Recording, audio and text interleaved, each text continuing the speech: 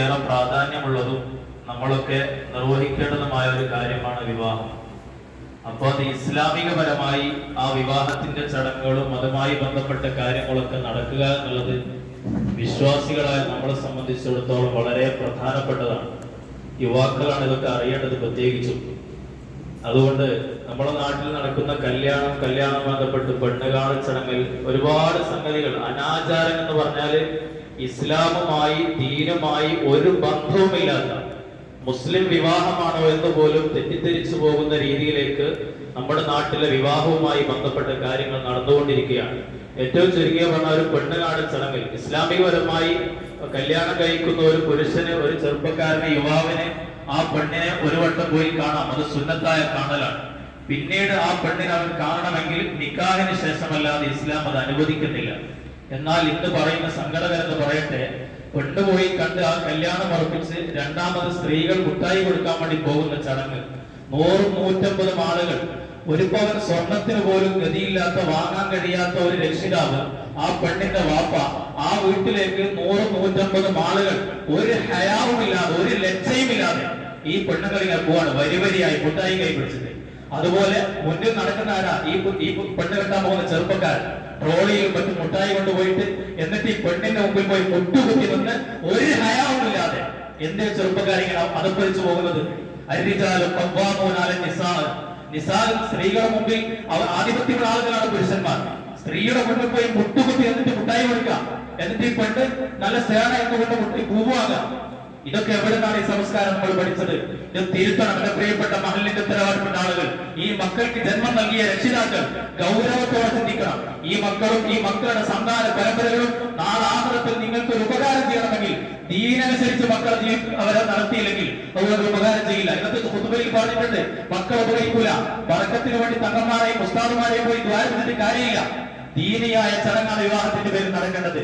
ഈ തോന്നിവാസം മുഴുവൻ ചെയ്യുകയും ചെയ്യും. എന്നിട്ട് അത് സ്റ്റാറ്റസ് വെച്ച്, പാട്ട് വെച്ച് നാട്ടിലെ മുഴുവൻ ചെറുപ്പക്കാരും അത് സ്റ്റാറ്റസ് വെക്കുകയാണ്. എന്നിട്ട് കുടുംബമാകട്ടെ, മഹറമാകട്ടെ, അല്ലാത്തവരാകട്ടെ ഇത് കണ്ടുകൊണ്ടിരിക്കുകയാണ്. വെറുമൊരു ജാഹിലിയ സംസ്കാരത്തിലേക്ക് നമ്മുടെ നാടെന്തുകൊണ്ടാണ് ഇങ്ങനെ അതപ്പതിച്ചു പോകുന്നത്? തെറ്റ് ചെയ്യുന്നു, ചെയ്യുന്നതിനാണ് പരസ്യപ്പെടുത്തുന്നത്. തെറ്റ് ചെയ്താൽ പോലെ അവന്റെ സ്വന്തം വീട്ടുകാർക്കും വാപ്പാക്കുമാർക്കും ദീനനുസരിച്ച് മക്കളുടെ കല്യാണം കഴിക്കണം നിർബന്ധമില്ലെങ്കിൽ കഴിക്കണ്ട. എന്തിന് നാട്ടുകാരെ കാണിക്കണം? ഈ തോന്നിവാസം നമ്മൾ നിർത്തിവെക്കണം നമ്മുടെ മഹലിൽ. അത് മഹല്ല് കമ്മിറ്റി തീരുമാനിച്ച് പാസാക്കുന്ന സംഗീതമല്ല. ജന്മം നൽകിയ വാപ്പമാർക്കും ഉമ്മാർക്കും ബോധം വേണം.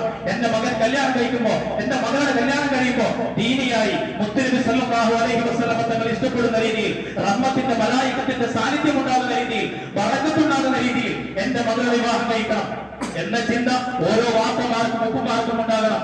മകൻ ഗൾഫിൽ വലിയ ശമ്പളക്കാരനായിരിക്കാം, വലിയ ജോലിക്കാരനായിരിക്കാം എന്ന് കരുതി നമ്മുടെ മുത്തുനബിക്ക് ഇഷ്ടമില്ലാത്ത, ഇസ്ലാം പഠിപ്പിക്കാത്ത രീതിയിൽ കല്യാണം കഴിക്കാൻ പാടുണ്ടോ? അതുകൊണ്ട് എന്റെ പ്രിയപ്പെട്ട യുവാക്കളെ ഗൗരവത്തിൽ ചിന്തിക്കണം. നമ്മുടെ ഹലാലല്ലാത്ത, അതുപോലെ കുടുംബ സദസ്സ്, കുടുംബയോഗം, കുടുംബ സംഗമം, ഒരു കുടുംബത്തിൽ എന്റെ വീട്ടിൽ എനിക്ക് ഹലാലായ എന്റെ ഭാര്യ, എന്റെ പൊക്കന്മാരെന്റെ ഉമ്മ, അതിലൊപ്പം എന്റെ വീട്ടിൽ ഹലാലായ കാണാനും തൊടാനും പറ്റിയ ആളുകളില്ല. എന്നിട്ട് നാട്ടിലെ വാപ്പാന്റെ അനിയന്റെ മക്കള്, കാർമാറ മക്കള്, ഉപ്പാന്റെ മക്കള്, ഉപ്പാപ്പാന്റെ മക്കള്, ഇത് മുഴുവൻ ആളുകൾ ഒരുമിച്ച് കൂടി ഒരേ സദസ്സിലിരുന്ന് സ്ത്രീയും പുരുഷനും ഒരുമിച്ചിരുന്ന് എന്നിട്ട് അവസാനം ഡാൻസ് കളിക്കാം. കല്യാണം കഴിച്ച് 2-3-4 മക്കളുടെ പെണ്ണുങ്ങൾ ഡാൻസ് കളിക്കാൻ തുള്ളുകയാണ്. എന്നിട്ട് സ്റ്റാറ്റസ് വെക്കാം.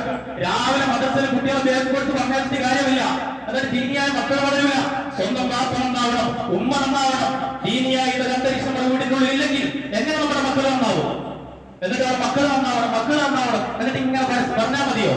നമ്മളെ ദീനനുസരിച്ച് നമ്മുടെ വീട്ടിൽ ഏറ്റവും വലിയ, നമ്മുടെ വീട്ടിന്റെ ഒരു കുട്ടിയെ സംബന്ധിച്ചിടത്തോളം അതവ് പഠിക്കേണ്ട, ദീന് പഠിക്കേണ്ട ഏറ്റവും പ്രാഥമികമായ പാഠശാല എന്ന് പറഞ്ഞ ഉമ്മയുടെ മടിത്തട്ടിലാണ്. ഉമ്മയും വാപ്പയുമാണ് ഉസ്താദുമാർ. ആ വീട്ടിൽ അവർ പഠിക്കുന്ന, അവർ ശീലിക്കുന്ന സ്വഭാവങ്ങൾ അത് ദീനിയായിരിക്കണം. മദ്രസയിൽ നിന്ന് പഠിക്കുന്ന കാര്യങ്ങൾ വീട്ടിൽ വെച്ച് കുട്ടികൾ പ്രാവർത്തികമാക്കണം. മദ്രസയിൽ വെച്ച് ബാത്റൂമിലേക്ക് പഠിപ്പിക്കുന്നുണ്ടാവും. വീട്ടിൽ പോയാൽ മുമ്പ് ശ്രദ്ധിക്കുന്നുണ്ടോ? അത് ശ്രദ്ധിക്കുന്നില്ല. അങ്ങനെ തുടങ്ങിയ ഓരോ വിഷയങ്ങളും ഇതൊന്നും ദീനുമായി ബന്ധമില്ലാത്ത രീതിയിൽ വെറും കുഫ്രിയത്തിലേക്ക്, അനാചാരത്തിലേക്ക്, ജാഹിലിയ സംസ്കാരത്തിലേക്ക് നമ്മുടെ മക്കളെയും നമ്മുടെ സന്താന പരമ്പരകളെയും നമ്മൾ കൊണ്ടെത്തിക്കുന്നത് വളരെ ഗൗരവത്തിൽ ഓരോ ആളുകളും ഇത് ശ്രദ്ധിക്കണമെന്ന് വളരെ വിനീതമായി ഓർമ്മപ്പെടുത്തുകയാണ്.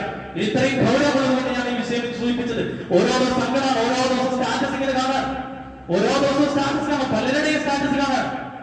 അതിന് കല്യാണത്തിൽ പെണ്ണ് മുട്ടായി കൊടുക്കാൻ പോയിട്ട് വാപ്പയും ഉമ്മയും അതുപോലെ സുഹൃത്തുക്കളും എല്ലാവരും കൂടെ ഒന്നിച്ച് ഫോട്ടോ എടുക്കാം, സ്റ്റാറ്റസ് വെക്കാം. വേറൊരു കാര്യം ചിന്തിക്കേണ്ടതുണ്ട്. നിങ്ങൾക്ക് നല്ല പണം ഉണ്ടാകാം, നിങ്ങളുടെ മക്കൾക്ക് നല്ല ബിസിനസ് ഉണ്ടാകാം, എന്നാൽ പാവപ്പെട്ട ഒരു നേരത്തെ ഭക്ഷണത്തിന് പോലും ഗതിയില്ലാത്ത ഒരു പാവപ്പെട്ട കുടുംബത്തിലെ ഒരു ചെറിയ പെൺകുട്ടി ഉണ്ടാകും.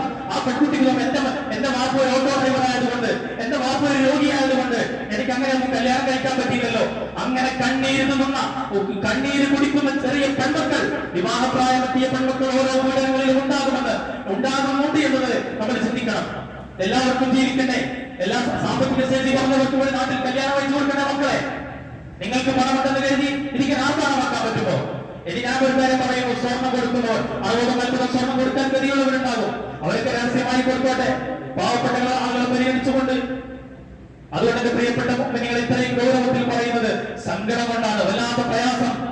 അല്ലാഹു തആല നമ്മളെയൊക്കെ നന്നാക്കി തരുമാറാവട്ടെ, നമ്മുടെ മക്കളെയൊക്കെ സ്വാലിഹീങ്ങളാക്കുമാറാവട്ടെ, നമ്മുടെ സന്താന പരമ്പരകൾ ദീനനുസരിച്ച് ജീവിക്കുന്ന നല്ല സ്വാലിഹീങ്ങളായി മുഅ്മിനീങ്ങളായി അല്ലാഹു തആല മാറ്റി തരുമാറാവട്ടെ. ആമീൻ യാ റബ്ബൽ ആലമീൻ. അസ്സലാമു അലൈക്കും വറഹ്മത്തുള്ളാഹി വബറകാതുഹു.